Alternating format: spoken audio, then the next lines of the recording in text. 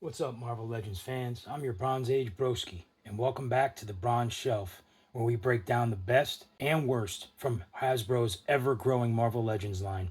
Before I get into this, I want to apologize for the sticker and the dents all over my box. I like to show off the box when I start, but Amazon did something they never do. They put a big old sticker on mine. Not happy about that, but anyway. Today, we've got an exclusive 2-pack straight out of the comic pages. Madame Masque and Crossbones part of the Amazon exclusive supervillain set. From mob bosses that work with A.I.M to Hydra Muscle, this pack brings deep cuts, guys, sharp sculpts, and some really awesome accessories. We're getting jam-packed with accessories in this one, which thank God they're continuing that or starting that trend, because we pay enough for these 2-packs. Accessories are something that's the least they can do.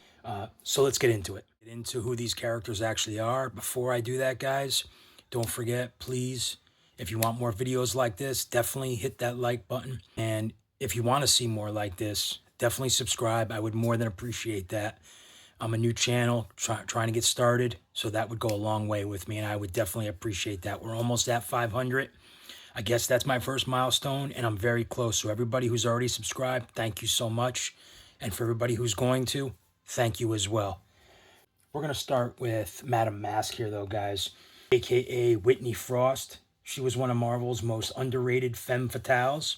She was originally introduced as a love interest for Tony Stark, but she quickly became a criminal mastermind, leading the Masque crime family, working with villains like the Hood, and often walking the line kind of between anti-hero and full-on supervillain. Her iconic golden mask, it hides a disfigured face, which I think they captured very well here on that second head sculpt, and an even darker soul. Crossbones here, guys, Brock Rumlow. He's a ruthless mercenary. He's a Hydra enforcer and a top-tier Captain America villain, in my opinion. He was trained in hand-to-hand combat and a paramilitary tactics. Crossbones is often the first to throw punches and the last one standing. If Red Skull is the brains, I would say Crossbones is definitely right out of the box, guys. This 2-pack is loaded. Comic-accurate color schemes, sharp paint apps, and one of the best villain accessory loadouts we've seen in a while. The packaging, it gives it that collector's edge, unless it's mine with a big sticker on it. And both figures instantly command shelf presence. The size of Crossbones and the color scheme and presence of Madame Masque. Next, we cover the accessories, and don't worry, the A.I.M briefcase isn't random, guys. It reinforces Madame Masque's role as a high-level arms dealer and villain connected to Marvel's broader tech crime world, including A.I.M.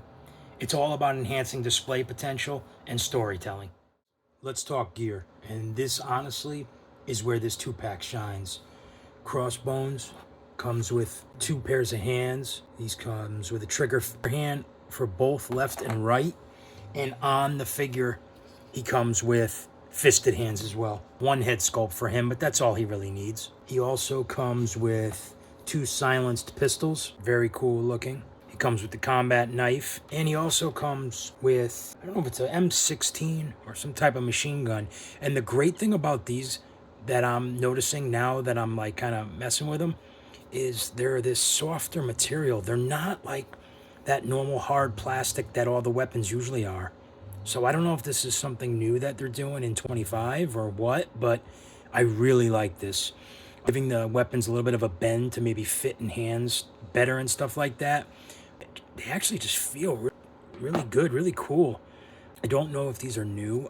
Again, don't remember seeing them, but that doesn't mean they weren't used before. Regardless, they're very cool looking. And then I don't know whose technically this comes with, but this explosion effect that I've seen before, this is very cool as well. Get that little light feeling effect there in the middle. They use white in the inside, which I thought was pretty smart. Definitely a cool accessory to include. They should use this for Nightcrawler for the Bamf effect. That would be cool. Make it purple. Madame Masque, guys, she comes with an alternate head. Like I said, with the scarring, you can really see that scarring on there. Looks really good. I think they really got the paint well on that. Covers really nicely. And then, of course, she comes with her masked head as well, which they nailed that as well. We needed the upgrade on this figure, and they really delivered here, guys. She also comes with the A.I.M briefcase, like I said, and a separate piece is the cash. Really cool to include that. Now, of course, I can't get it out. So, oh, there it goes. You saw it come out. I just inserted it in there because I'm assuming that's where it goes. Very cool little accessory. They didn't actually put it in there, so you could put other stuff in this briefcase. I thought that was a cool move. She also comes with 2 hands, left and right trigger. And on her, she comes with one. I'm sorry, no, she comes with both of them. These, every female figure has these type of hands. Would have been nice to see her come with a fisted hand as well, but we're not going to see that. Then she comes with 2 gold pistols, one with a silencer on it, one without. Both have the whole empty hole in the end, or you can add the accessories. You can add the explosion accessories here, and then it also comes with 2 smoke accessories. You're getting quite a bit with these 2 guys, and I think that's really cool. Together, this set includes more displayable extras than some entire waves, to be honest. As sad as that. For Crossbones, he hits the T-pose well, obviously. He has the dumbbell joint for the head. That's going to give him some decent down, some pretty good up actually as well.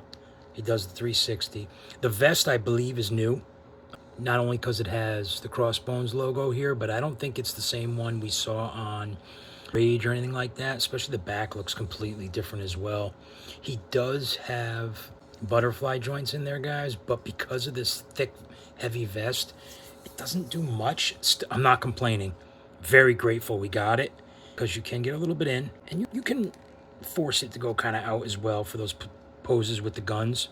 Double jointed pinless elbows, very cool. Bicep swivel, full bicep swivel. Wrists, you have your normal wrists here, and then be careful when you're swapping the hands, because this here does move, and I don't want that to fall off on anybody. He does have an ab crunch in there. Doesn't give you much, again, because of that vest, but I mean, you can still get some, and he does have a waist swivel. The belt kind of hinders that a little bit, but the belt does move up and down, so you're okay there. He's not going to give you much range in the hips. No drop down. He does have an upper thigh cut. Double jointed pinned knees, which, again, Hasbro, I thought we were done with this, but I think it's because these look kind of similar to the maggot legs. The boots are definitely different, because the boots also have a boot cut, but they look a lot like the maggot legs. Has a gun holster here as well for one of those pistols, and he does have ankles that go up, down, up, and he has the ankle rocker as well. So overall, the articulation on him is pretty good, guys. You should be able to get some really good poses with this. The arms look great, by the way. Definitely an upgrade from the last couple actually, and that head sculpt is really awesome. Check that. That looks menacing. And then the eyes here as well. Just that hint of white paint in there really does add a lot. Very mask. With this head sculpt, you get really good down. She's also on a ball peg, by the way. Back, no, because of the hair. And as you can imagine, this head sculpt would definitely hinder the back as well. The hair is very firm, but she would also get the good forward with that head as well. She does have good shoulder mobility, bicep swivel. It's on that new female body, I believe. The Shriek body, I believe. She does have pinless, double jointed elbows. Oh, such a great thing to have on the female figures. Doesn't have to be a She-Hulk for her to have it. Diaphragm, which is very tight coming out of the package, but I don't mind that. I like that because it looked like the wind is brushing her hair away in this pose, like she's wafting her hair. But I think it's cool that way because it holds better once you get him in the pose. She can go forward a little bit, back obviously well, but then one thing I've noticed she doesn't have is that nice gap, not nice gap that sometimes the female characters have. They fixed it on this figure, so I'll take it. No waist swivel.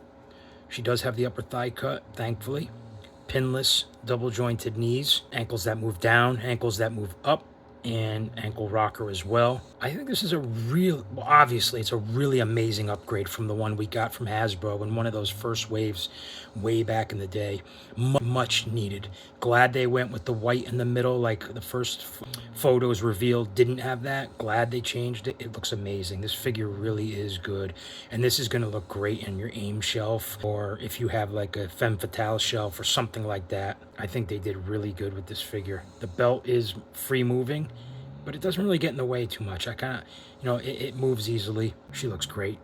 The deco on this is on point. Look at that the gold line going up and down, straight. I don't really have any missing paint. Looks really good. Even in the back here, the gold on that plate looks really good. Again, no real missing paint. They did a heck of a job on this figure. Sorry for showing the butt so much. I didn't mean to do that.